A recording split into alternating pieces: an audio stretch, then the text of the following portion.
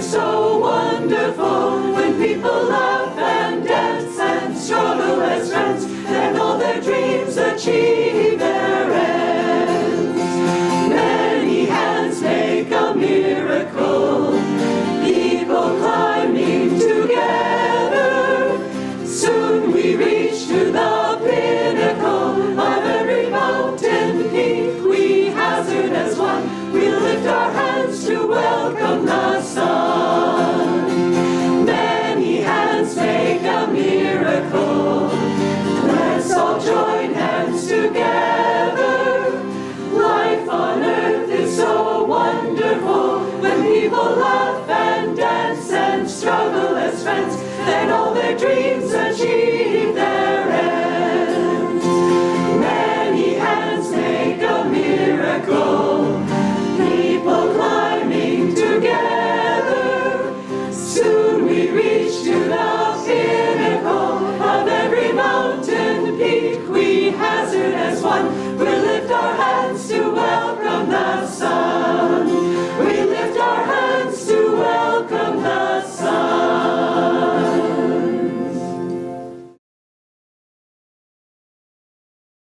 Welcome everyone to Sunday service. Special welcome to our guests here at the Expanding Light, our guests at the meditation retreat, and all our visitors, and for all those watching on the internet. This reading is taken from Rays of the One Light by Swami Ananda, with commentaries on both the Bible and the Bhagavad Gita. This week's topic is ego, friend or foe. Truth is one and eternal. Realize oneness with it in your deathless self within.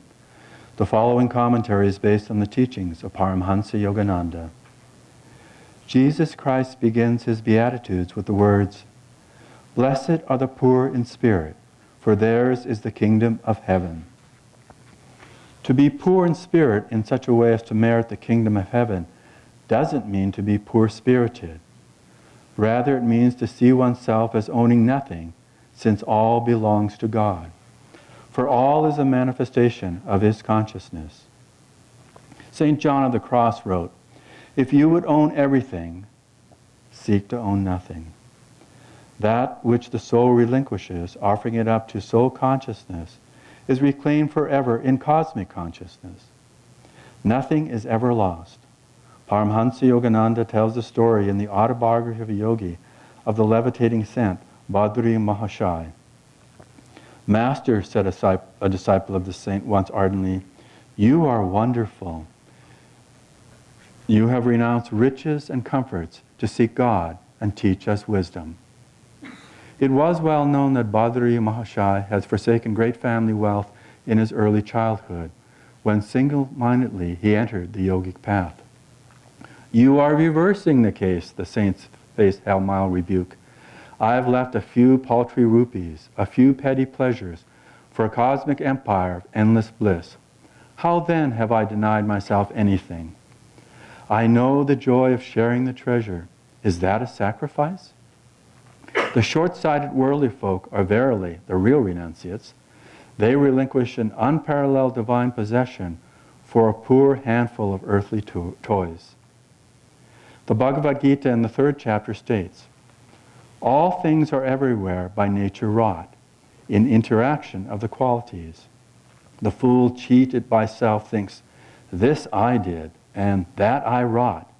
But thou strong-armed prince, a better lesson mine, knowing the play of visible things within the world of sense, and how the qualities must qualify, standeth aloof even from his acts."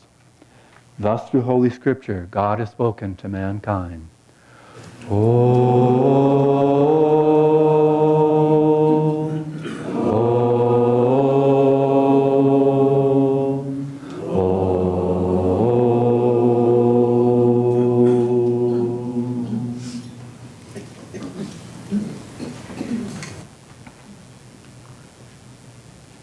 Great, thank you.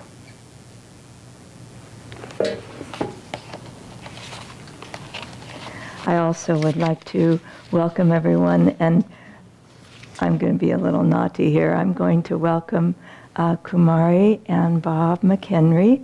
I would like you to stand, please. Kumari was a high school student when I came here in 1972 along with Maitri. And she's been living for many years with Bob in Kauai, and they have children and grandchildren, but they've always connected and maintained that connection with Ananda and with Swami. So, aloha. It's great to have you here. I'd like to start by reading from Whispers from Eternity. Satisfy my soul hunger. O all-pervading Spirit, the breeze of thy inspiration has removed every cloud from my heart. The firmament of my mind is now clear. Purified, I behold only thee everywhere. The sunshine of thy joy spreads rapidly to the farthest shores of my being. After long ages of hunger, I feed on thy light. By thy grace and by my constant wakefulness in thee, may this joy be mine forever, forever, and forever.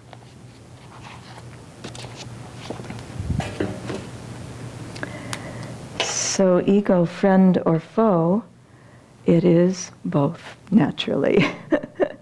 The spiritual path is simple and yet complex, both. And so the ego, as many of us know, plays the role of allowing us to know that we are a separate being. And that, for many lifetimes, is really important. In fact, I remember many years ago Swami Kriyananda saying, you have to have a very healthy ego to let go of the ego. You can't, it doesn't work to do it until you feel comfort. What does a healthy ego mean? You feel comfortable with yourself. Maybe not completely. I mean, we don't have to get, perfect about this, but you have to feel a certain at easeness with who you are. And then you can begin the long process, incremental steps of releasing the ego's hold, which is here at the medulla, releasing that into the Christ consciousness. And I remember also, it was either Master or Swami that said, it's a progression of conscious realization from the medulla to the point between the eyebrows that takes place. That's how our ability to be more free of the ego happens. And Swami Kriyananda was very clear about this in Sadhu Beware, which talks a lot about the ego. It's about renunciation, but it's also about the ego. Naturally, that's how we are able to, that's what we're renouncing. But he said the steps are always incremental, meaning that we really have to engage in sadhana all along the way that allows us to let go of the grip of the ego and allows it to move more easily, more completely. I'm doing this because it's an expansion of consciousness.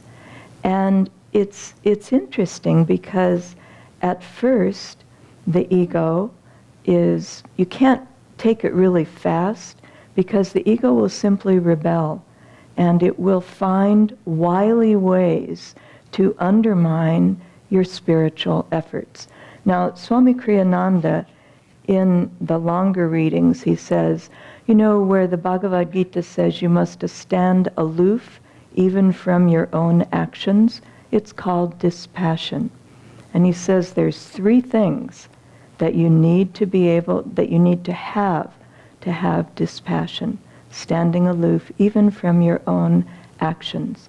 You need to have great mental vigor, not just strength, vigor, which means that's stronger than just strength. So great mental vigor.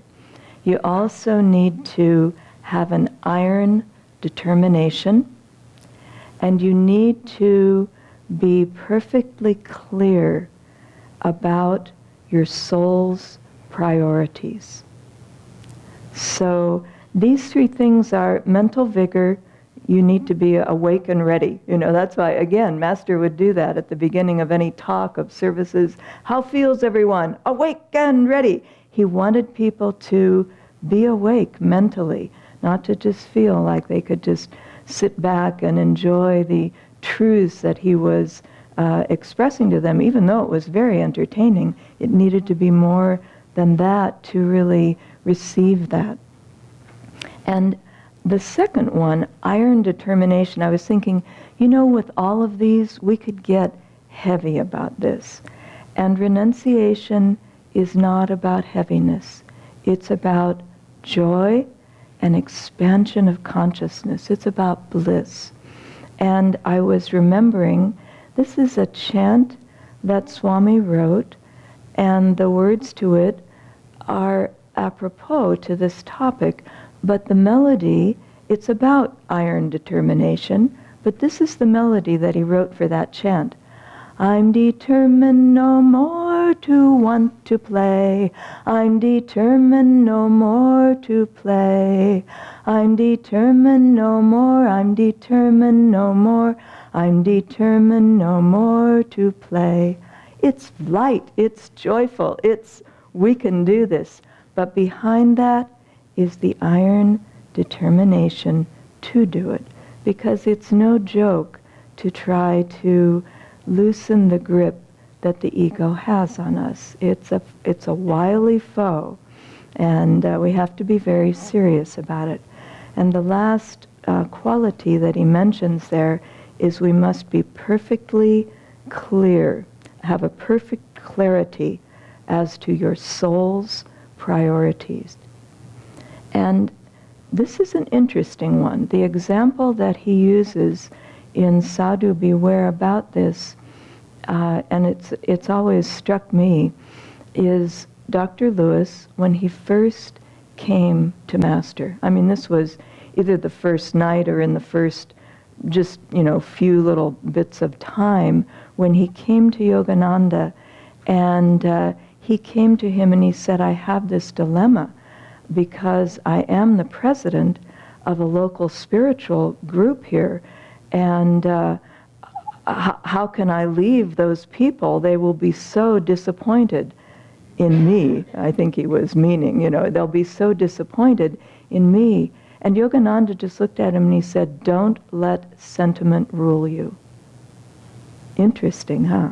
I mean, because Dr. Lewis was looking at a lower priority, and his coming on the path with his guru was the highest priority.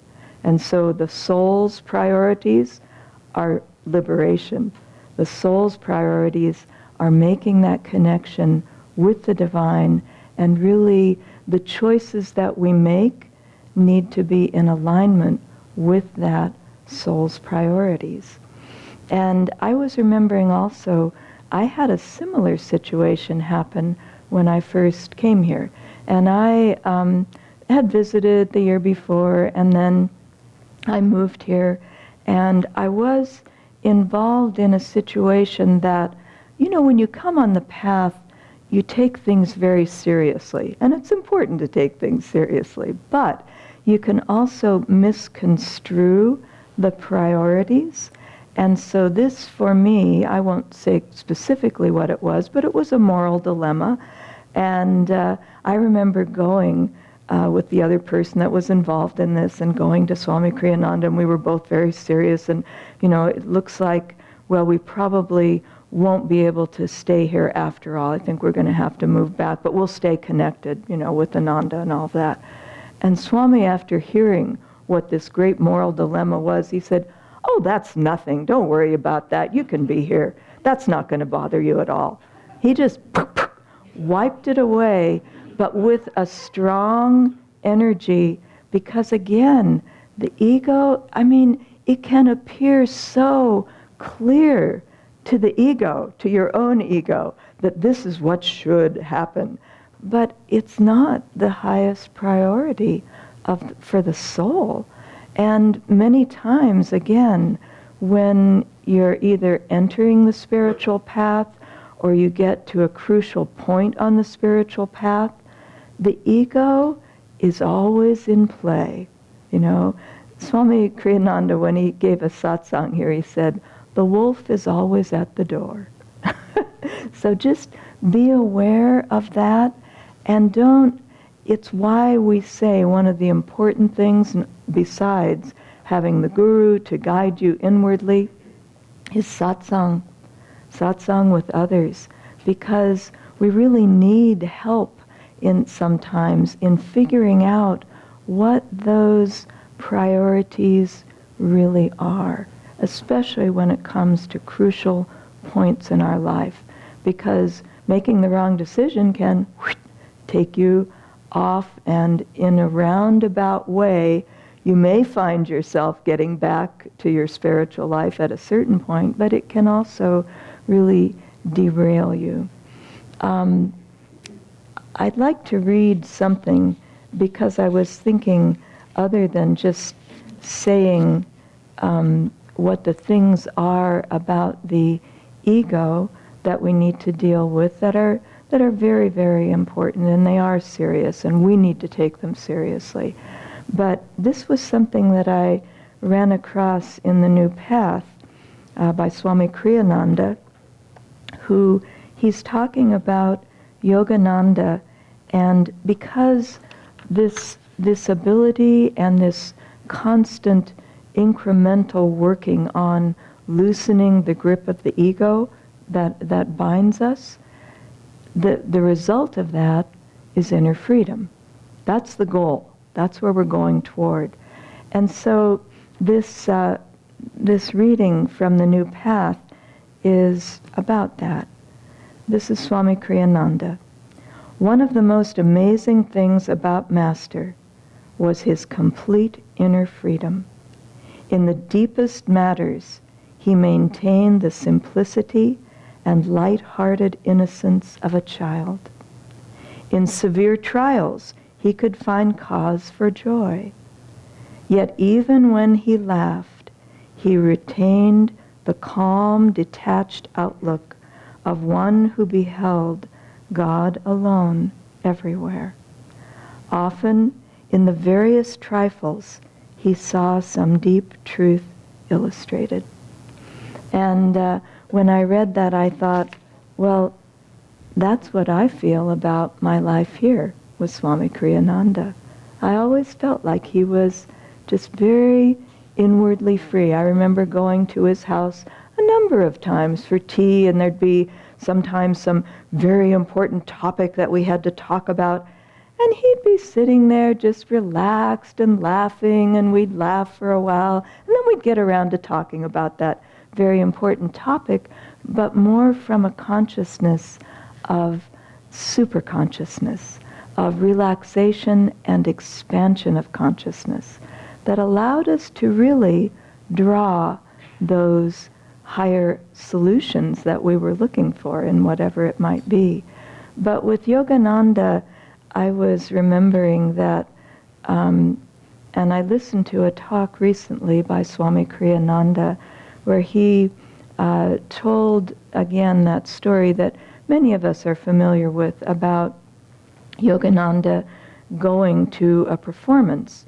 And it was a performance done by a Bengali boxer who now had taken up dance and was doing a performance. There was an orchestra, and he was doing a performance where he played both the role of a hunter and a deer, and it was, and probably a lot of Indians came to this since it was Bengali, but Swami said he happened to be sitting right next to Yogananda during this, and he said it was so ludicrous, it was so painful to watch, and so hysterically funny, and he said tears were just rolling down Yogananda's face. And then afterwards, he went to greet the man, and he was completely sincere toward that man from his heart about the wrongs that had happened during the performance and the orchestra and all of that. But Swami said it was amazing to watch, because he said it was not put on. It was, he related to the ludicrousness of it totally, and then from that state of inner freedom could enter into that man's consciousness and understand and really sympathize with him completely. And I think that when I heard Swami tell the story in that way, I thought, that's really an amazing quality, but it's what we're trying to go toward in loosening up the ego. The ego binds us. We are bound to our opinions. We are bound to our self-definitions. We are bound to what we thought about that person yesterday, last week, and a year ago. We remember that every time we see them. And inner freedom means that you're in the here and now with yourself and with everybody else. I remember also Swami saying, Yogananda Master, he said, he was for everyone and against no one. He was for everyone in their soul, but not against anyone. And that's, again, quite a statement to bring up. But that inner freedom, it's important that we understand. As I said, I experienced that with Swami Kriyananda. I always felt like he was really free. And he said one time, he said, the yogi, you should be so balanced that you can turn on a dime in your opinions, in your life. Turn on a dime. And I always remembered that phrase. I thought, wow, that's a real goal to shoot for. And also I remember in his life that he himself expressed that. We had a big thing in early on, beginning of the 1980s, where we had decided that we were going to incorporate as a city, Ananda was. And this took a tremendous amount of energy. It took a lawyer, it took us engaging, it took just everything that we could put out to, and not a huge amount of people were involved in this, but a few. And it was just all-consuming, and Swami was right for it. We should do this, it's the right thing. And then at the very last minute, and we had to go through a number of really angry confrontations with our neighbors at hearings in town. I mean, we went to LAFCO, the county or the whatever it is, state thing that approves whether people can become a city. It was a very serious endeavor. But at the last time, when this, I think it was a newspaper person was coming to interview Swami about this, and there had been a lot of upheaval about it, and other people were there, and he, in that moment, said, actually, I think we're thinking of dropping this whole thing, to the reporter, not to the people who were part of Ananda, who had been working on all of this, but just to the reporter. And people were like, what? But he had felt, it wasn't a light thing, he had felt inwardly that it wasn't the right direction. And so he had started it, and he made that decision, and he just said, yeah, we're just going to drop it. And it was, poof, dropped immediately by everyone. I think a lot of us were grateful that it was dropped, but still, we had to engage in a serious effort. And then Swami just, he felt it wasn't the right thing. And so he just dropped it completely. And so seeing things like that, those are real life things that happened here at Ananda. And I was just thinking, I think I'd like to tell you one other thing, because it's a sweet story. At a certain point, Swami Kriyananda had told a number of stories in one of his talks about the Saint Chaitanya. And the reason I was thinking about it is that the state of inner freedom brings you into a whole different reality. from here at the ego's base to here is a complete revolution in your consciousness. Total. You just look at the world totally differently. And that's why it needs to be incremental, because it can't be done all at one time. Even if it looks like it's a revelation to someone, there's been the incremental moving along toward that direction along in life. But Chaitanya, it's sweet because very devotional. He was a scholar of logic. He had a school where he taught this in Bengal somewhere. Can't remember the name right now, Navadvip maybe. Anyway, he had that, and then he was very dry. He was really wanting to have more of God's presence in his life. And so he went on a pilgrimage. I believe he saw the footstep of Vishnu, and when he saw that, it was a turning point in his life, and he went into ecstasy. And this ecstasy meant that, again, his consciousness was completely changed. So he went back to his little village and tried to pick up his school again, teaching, but he couldn't do it because every time he'd go to teach, he'd think of Krishna and Vishnu, and he'd just go into ecstasy. So that was no good for him. So at a certain point, he moved down to Puri, where the great Jagannath temple is. And there was a man, Sarvavalma, who was, again, also a great scholar and a devotee. But at this point, Chaitanya was doing ecstatic chanting. Now, we're not talking about just loud chanting. We're talking about chanting that took him into ecstasy, and therefore everybody that chanted with him into ecstasy. In other words, it was a very deep spiritual experience. And Sarvavalma, not knowing who this nice young man was, and not knowing his background as a scholar, said that he offered to help him, to teach him, so that he could learn more than just chanting.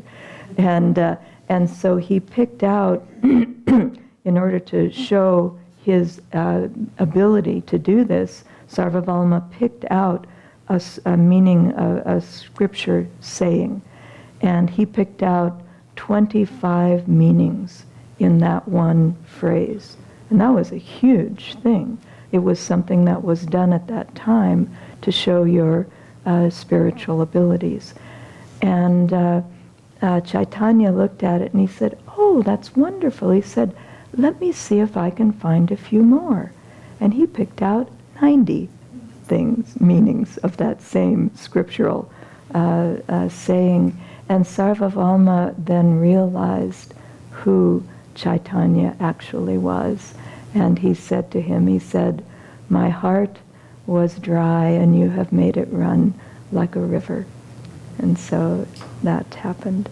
But anyway, it's interesting because that revolution of consciousness, it does happen, and there are ways to do it, but there's also experiences along the way that happen.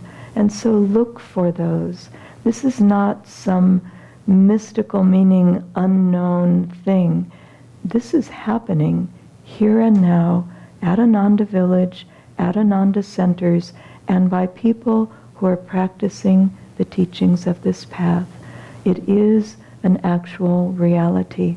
So really try to, in your own life, come to that place where you want to really let go and offer yourself more completely into that divine presence, and use the things: great mental vigor, iron determination, and perfect clarity about the soul's priorities for your life.